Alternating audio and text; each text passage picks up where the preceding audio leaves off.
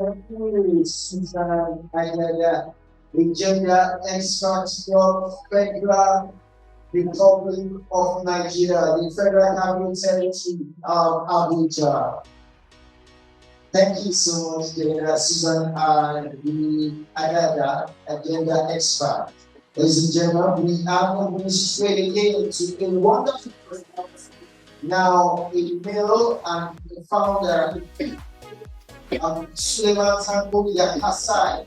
Suleiman Tanko is the founder of Start Right Foundation, a female focused organization based in the northern part of Nigeria. Hello, thank you very much for having me here. Can everyone hear me? Yes, we can. Okay, thank you and good morning to everyone. I will start my remarks with, giving affirmation to our young girls that yes, you can, because in 2016, when we looked at the data around out of school girls in Nigeria, the numbers were so alarming. And 60% of those numbers were girls. So we sat down and said, okay, how can we come in to bridge the gap?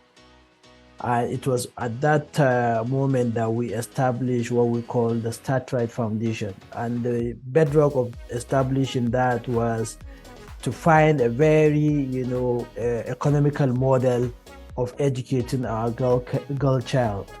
Part of the model is a community-based development model where, older, girls who are already doing the job of raising their younger ones be the ones in the forefront of educating their younger ones in a much, much, much formal, way. That has been on since 2017, and I can tell you for a fact that has become a very successful program. We have gotten invitations, from different communities, that are willing to participate in this program. I am also, a product of a woman who has never gone to a formal education, but she has raised all her children, to not only be educated, but at least have a minimum of secondary education. Some of them have attended, the best Ivy League schools in the world. And, when we were establishing this foundation, it was at that moment that I realized that the lady that has never gone to school has actually gone ahead to build schools for the younger girls. That was the first time I got to know about it after establishing such school for over 10 years.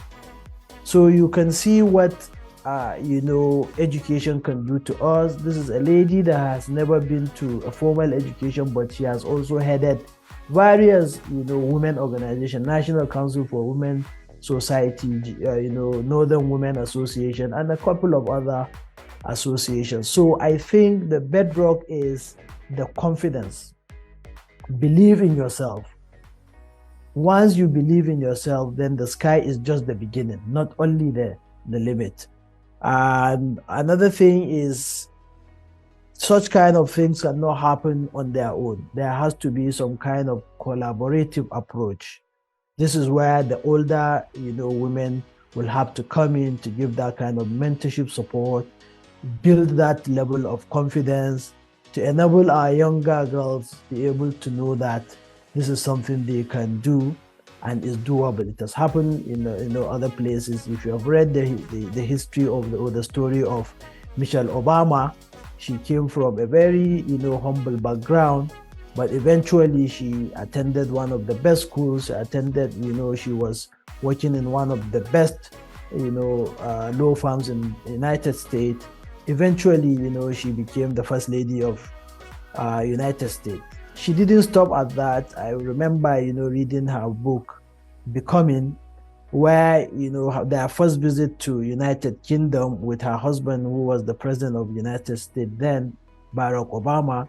she was also trying and struggling to see what else she can do with her time, during the visit. And an idea came up to say that, okay, what she's going to do, she wants to participate in a program with one of the public schools around Windsor Castle. And, after going to the school, she realized a lot of young girls do not have that confidence and courage. She gave them a lot of, inspiration. And after that visit, year after year, the performance of those, girls completely changed because of just one visit.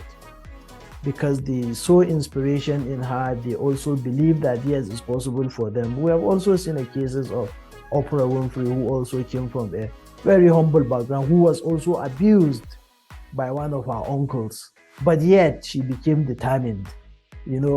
Some of us here have mentioned the Okonjo-Iweala, even after her mother was kidnapped, yet she didn't back down on doing what she felt was the right thing. So this kind of stories are the things that shape who we are. But the most important thing is that ability to, trust yourself, believe in yourself, and then the rest will be history. So thank you very much for giving me this opportunity to say one or two things to our young girls and our also young boys, who I believe can also play a very vital role, especially, when you look at the issue of psychological safety, when we're with our girls and then we try to scold them or always try to look down on them, it affects them morally and psychologically.